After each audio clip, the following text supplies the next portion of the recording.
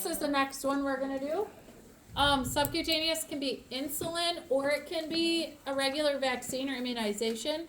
But we're gonna use an insulin syringe so you guys can see what that looks like. The insulin syringe is the one that is with the orange cap. On the back it will say 1 ml insulin safety syringe. You will notice that the numbers on here are even on one side and odd on the other. You see that? So if you open this up, the difference between 1 over here and 2 over here is tiny. So you have to be very careful when you're drawing this up that you're getting the exact amount. A tiny bit, 1 unit of insulin can change someone's blood sugar a lot based on how sensitive they are to the insulin. And so making sure that you're using the right side for measurements, because if you're looking at it, 1 is over here, 2 is over here, 3 is over here, 4 is over here, etc. Okay, all the way down. And so what we're gonna do is I'm gonna draw up, just say 20 units. And so I will tell you with these ones, the biggest thing is this needle is extremely tiny. Notice how it's already kind of bent. These needles bend very easily. So I'll tell you some tips and tricks for how to draw this up so you don't have to do a lot of tapping on it. Because if you have to do a lot of tapping, more than likely you're going to bend your needle. Okay? So I'm going to do the same process again of washing my hands.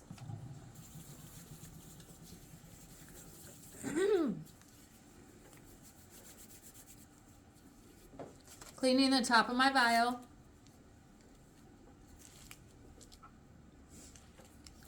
I'm going to draw up the air. I'm going to do 20 units. So I have that drawn up already. Take my cap off, lay that down. Put my needle in.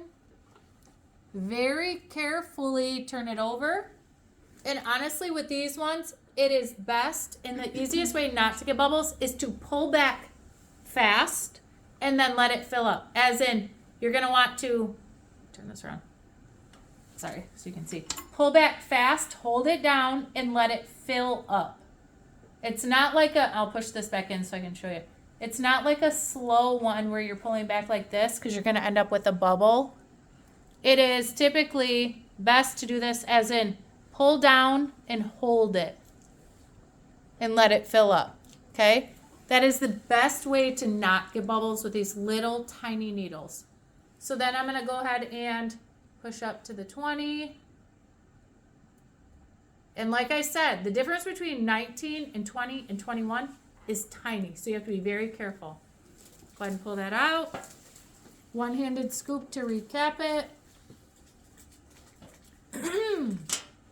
Then I would go into the room, verify my patient, their name, date of birth, allergies, make sure that they know that they have to stay for 10 to 15 minutes.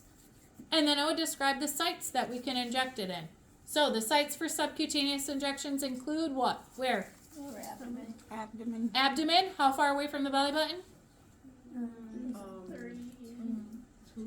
2 inches. Taj just said it over there. 2 inches away from the belly button. So the lower abdomen, 2 inches away from the belly button. Where else? Back of the arm. Back of the arm. Good. Kind of this bat wing back here.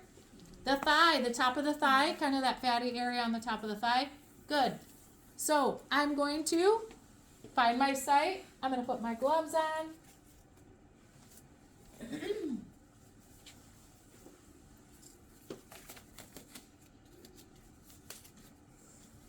Chris is here.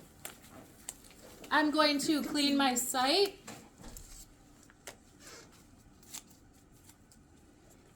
Circular motion, working my way out, let it dry. What angle do I inject subcutaneous? 45 or 90. 45 or 90? What do I base that on? Their age. They're not necessarily their age. How much fat? Your weight. How much fat, their body type, right? If they don't have a lot of fat, what angle am I going to go at? 45. If they have like a good normal size arm, then you can do 90, right? Okay, so I'm going to go ahead and do this. Pinch it up. That's the best way, honestly. And you're going to pinch up. Maybe. And then I'm going to go in. I'm going to do a 45. And then I'm going to go ahead and push in. Pull straight out. I would have a cotton ball ready. Oftentimes these don't bleed as much, so you don't typically need a Band-Aid. If you want one, you still can. Same thing with the safety on this one. The safety on this one, this whole part slides up. I will tell you, it's harder to do this on the bedside table because it's rounded. It's easiest to do it on the countertop because the edge can catch on the edge of the counter.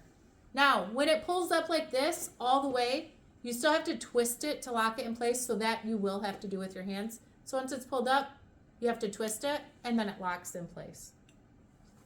Okay? But don't put your hand up there until it's pulled all the way up. Sound good? Mhm.